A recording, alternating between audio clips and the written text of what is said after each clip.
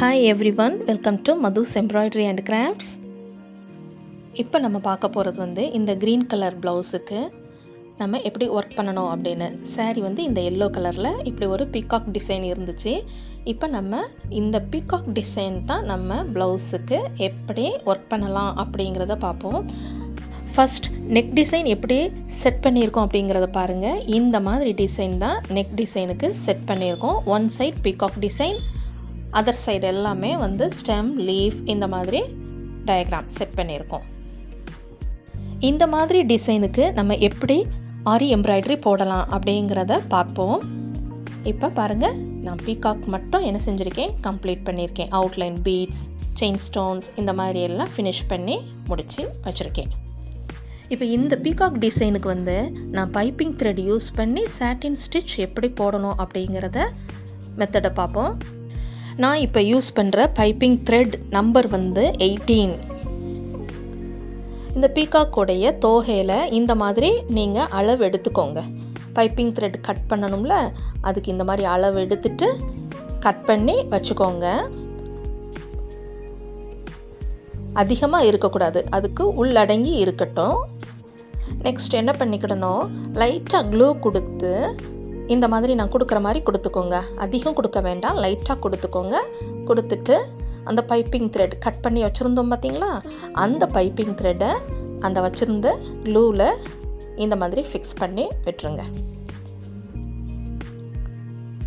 இதே மாதிரி நம்ம என்ன பண்ணிடணும், அந்த ஃபுல் டிசைனுக்கும் தோகையில் இருக்கிற அந்த டிசைனுக்கு இந்த மாதிரி பைப்பிங் த்ரெட் நம்ம ஃபினிஷ் பண்ணி வச்சுக்கிடணும். இந்த மாதிரி நெக்ஸ்ட் நான் சில்க் த்ரெட் வந்து டபுள் த்ரெட் எடுத்து இந்த மாதிரி அந்த நம்ம ஃபிக்ஸ் பண்ணி வச்சுருந்த அந்த பைப்பிங் த்ரெட் மேலாப்பில் ஜிக்ஸாக் ஸ்டிச் பண்ணிக்கிடணும்.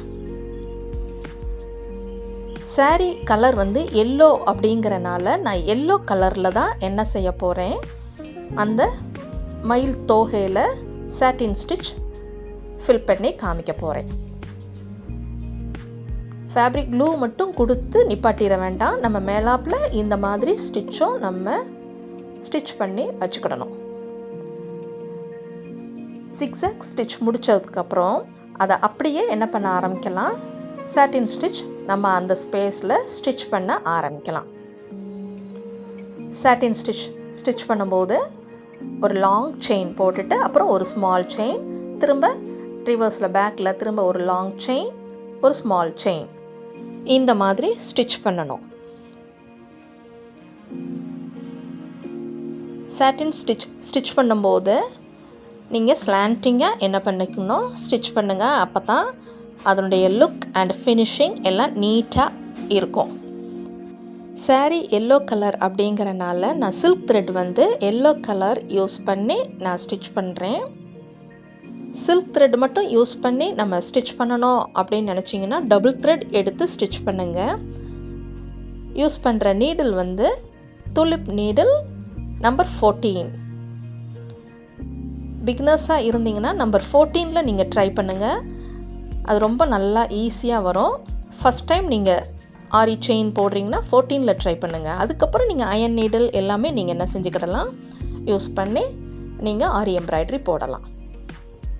இப்போ நம்ம இந்த ஸ்பேஸில் வந்து சாட்டின் ஸ்டிச் முடிக்கிறோம். இப்போ ஃபைனலாக அதில் நான் எப்படி சில்க் த்ரெட்லேயும் நாட் போடுறேன் அப்படிங்கிறத பாருங்கள். இந்த நாட் போடுற மெத்தடையும் புதுசாக பார்க்குறவங்களுக்கு ஆரி எண்ட் நாட் எப்படி போடணும் அப்படிங்கிறத டிஸ்கிரிப்ஷனில் லிங்க் கொடுக்குறேன், நீங்கள் பார்த்து கற்றுக்கோங்க. இப்போ நம்ம வந்து பாருங்களேன், அந்த நாட் போடுறோம். சில்க் த்ரெட்டில் டபுள் த்ரெட்டுனால கரெக்டாக அந்த டபுள் த்ரெட்டும் கரெக்டாக சேர்த்தாப்பில் நாட் நம்ம எண்டு நாட் போட்டுக்கிடணும். ஃபினிஷிங் நீட்டாக இருக்கும் இந்த மாதிரி போடும்போது. இதே மாதிரி எல்லா இதுலேயும் நம்ம சாட்டின் ஸ்டிச் இந்த மாதிரி ஃபினிஷ் பண்ணி வச்சுக்கிடணும். இப்போ நான் நெக்ஸ்ட் காமிக்கிறது வந்து நார்மல் நீடில் அந்த ப்ளவுஸ் கலருக்கு கொஞ்சம் டார்க்காக சில்க் த்ரெட்டில் எடுத்துட்டு அதை 8 strands ஆஃப் த்ரெட் டபுளாக போட்டு எடுக்கும்போது 16 strands ஆஃப் த்ரெட் நமக்கு கிடைக்கும். அதில் ஃப்ரெஞ்ச் நாட் எப்படி இந்த ஸ்பேஸில் நம்ம ஃபில் பண்ணலாம் அப்படிங்கிறதையும் பார்த்து கற்றுக்கோங்க. ஃப்ரெஞ்ச் நாட் ரொம்ப ஈஸி. நீடில் நம்பர் வந்து இதுக்கு 6 or 7 யூஸ் பண்ணிக்கிடலாம்.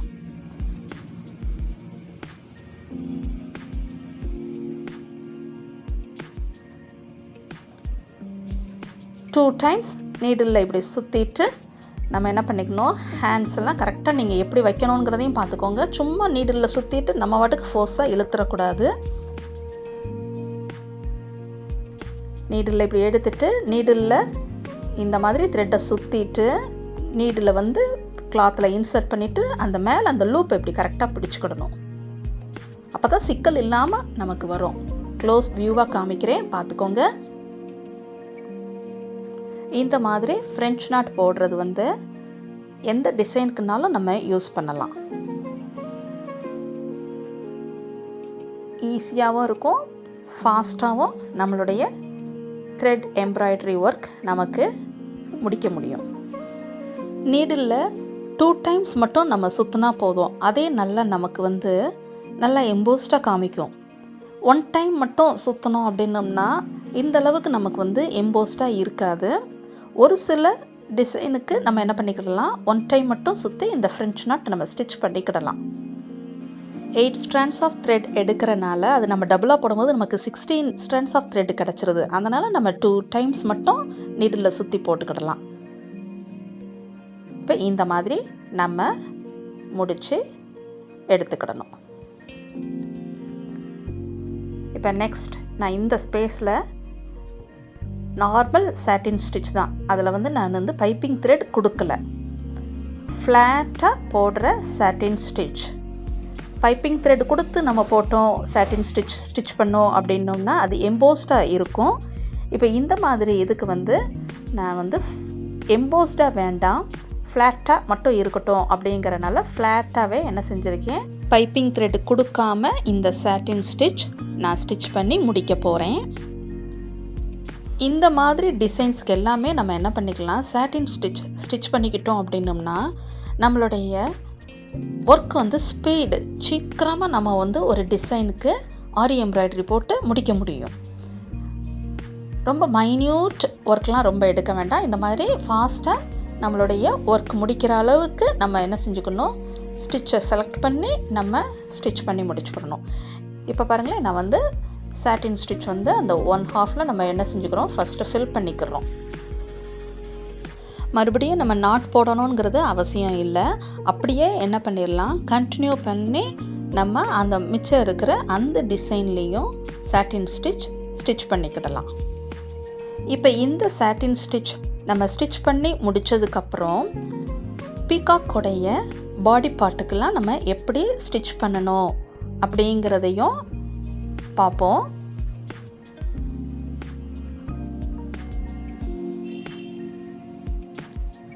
இப்போ பாருங்கள், அந்த ஸ்பேஸில் நம்ம சாட்டின் முடிச்சிட்டோம். இப்போ இந்த பாடி பார்ட்டில் வந்து நான் பைப்பிங் த்ரெட் கொடுக்க போகிறேன். ஏன்னா எனக்கு இது நல்லா எம்போஸ்டாக ரேஸ்டாக வேணும் அப்படிங்கிறனால இந்த ஸ்பேஸில் வந்து பைப்பிங் த்ரெட் ஒரு த்ரெட் மட்டும் நம்ம கொடுத்தோம்னா நமக்கு ஃபினிஷிங் நீட்டாக இருக்காது. அதனால் ஸ்பேஸுக்கு தகுந்தாப்பில் நான் என்ன செஞ்சுக்கிற போகிறேன், பைப்பிங் த்ரெட் கொடுக்க போகிறேன். டயக்ராம் பார்த்திங்களா, நம்ம கொஞ்சம் அகலமாக அப்படி வந்து அந்த ஒடுக்கமாக போகும். அதனால் 2 பைப்பிங் த்ரெட் அந்த இடத்துல ஃபிக்ஸ் பண்ணுறேன். அப்படியே அந்த சென்டராக மட்டும் என்ன செஞ்சுக்கோங்க, க்ளூவை லைட்டாக வச்சுட்டு இந்த மாதிரி முடிச்சுக்கிடணும். இப்போ பீகாக்கோடைய நெக் அண்ட் ஹெட் அந்த போர்ஷனில் நம்ம எப்படி வந்து பைப்பிங் த்ரெட் கொடுத்து நம்ம ஒர்க் பண்ணிக்கலாம் அப்படிங்கிறத பார்ப்போம். அந்த ஸ்பேஸில் வந்து நான் என்ன செஞ்சுக்கிட போகிறேன், 3 பைப்பிங் த்ரெட் அந்த இடத்துல கொடுக்குறனால க்ளூவை இந்த மாதிரி அப்ளை பண்ணிக்கோங்க. நெக் போர்ஷனில் இருந்து அந்த ஹெட் பக்கம் வரைக்கும் நம்ம பைப்பிங் த்ரெட்டை அப்படி வளைச்சி என்ன செஞ்சுக்கணும், ஃபிக்ஸ் பண்ணிக்கோங்க. கொஞ்சம் பெரிய ஸ்பேஸாக இருந்துச்சு அப்படின்னா பைப்பிங் த்ரெட்டு அதிகமாக கூட கவுண்டிங்ஸ் நம்ம வச்சுக்கிடலாம். இப்போ இந்த ஸ்பேஸில் வந்து 3 போதும் அப்படிங்கிறனால நான் வந்து 3 பைப்பிங் த்ரெட் மட்டும் அந்த ஷேப்புக்கு ஏற்றாப்பில் கட் பண்ணி ஃபிக்ஸ் பண்ணிக்கிறேன். இந்த இடத்துலையும் நான் சாட்டின் ஸ்டிச் போட்டு தான் இந்த மாதிரி ஃபினிஷ் பண்ணி வச்சுருக்கேன்.